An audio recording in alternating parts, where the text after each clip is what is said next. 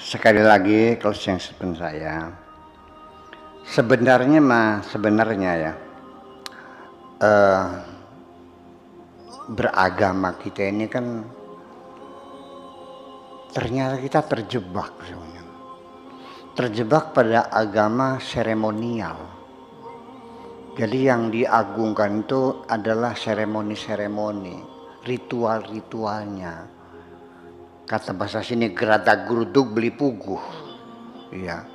Jadi ya artinya kegiatan umroh, haji, salat berjamaah, Jumat, yang begitu tuh marhabanan, tahlilan, seperti yang seremoni-seremoni semacam itu tuh menjadi panglima, dipanglimakan. Dan memang dalam syariat Islam sendiri juga seolah-olah sholat itu menjadi inti agama. As-sholatu imaduddin, tiang agama. Ya, waman aqamaha faqad aqamaddin. Orang yang mendirikan sholat berarti mendirikan agama. Wa man tarakaha, dan barang siapa yang meninggalkan sholat faqad haddamaddin, sama dengan menghancurkan agama.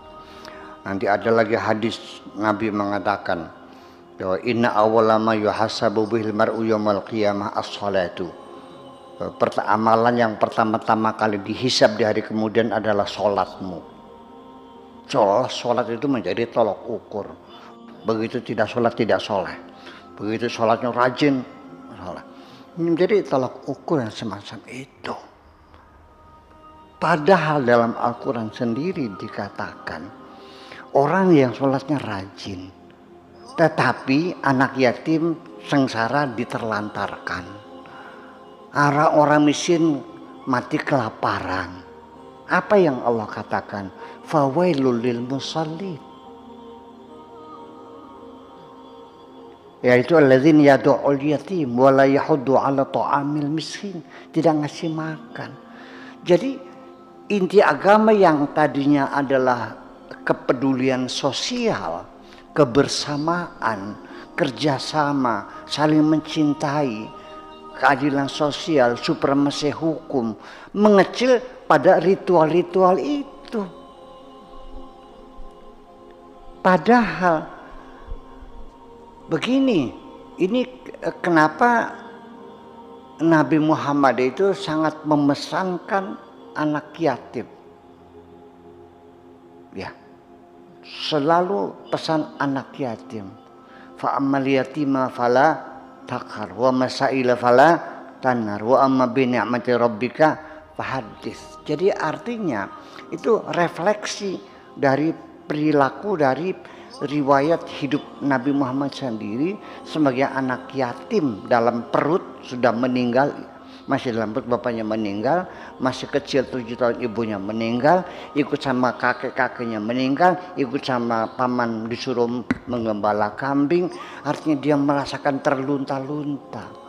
Kata bahasa sini cukup rob awak kita baik. Ajatinemu ning anak putu, jangan sampai umatku sengsara seperti aku ini. Kan logis sekali. Jadi kenapa jadi artinya kok malah yang sholat jamaahnya rajin berjamaah, bertengkarnya juga rajin? Jadi apakah persatuan itu bukan bagian dari agama? Malah itu yang paling penting. Malah justru kalimat tauhid adalah kata persatuan. Jadi artinya bahwa kalau iya kita ingin beragama, yang paling inti visi Kanjeng Nabi adalah kalimatut tauhid. Kalimat itu kata, tauhid itu persatuan. Jadi kata persatuan. Masa umat Islam saling bunuh-membunuh 1300 tahun lamanya umat Islam saling bunuh-membunuh sampai sekarang, sampai hari ini di Syria, di Irak, di Lebanon, di Yaman, di Mesir, di Libya, dan hanya di Indonesia yang belum terjadi saling bunuh-membunuh ini. Di mana-mana sudah terjadi dan sudah berlangsung 1400 tahun yang lalu. Apakah betul seperti itu? Seperti itu. Nah ini kita bertanya kembali.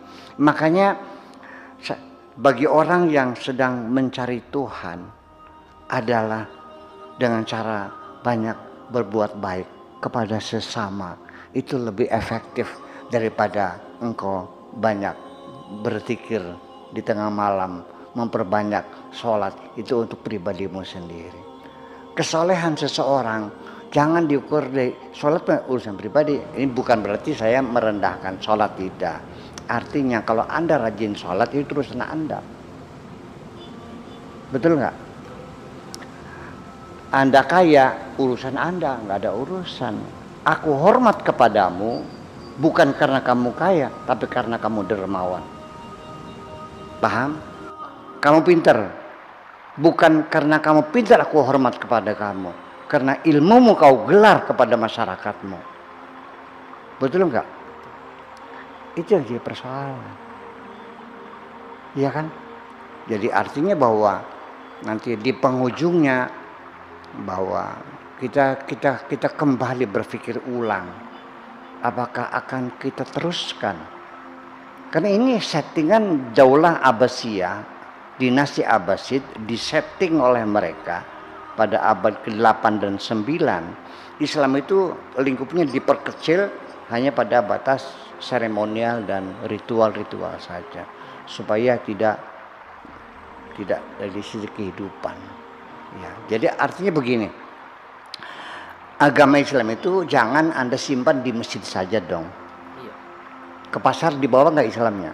Harus dibawa. Dibawa supaya nimbangnya benar. Betul nggak? Betul. Ke kantor dibawa nggak? Harus dibawa. Dibawa supaya jangan digontok-gontokan dengan sesama pekerja.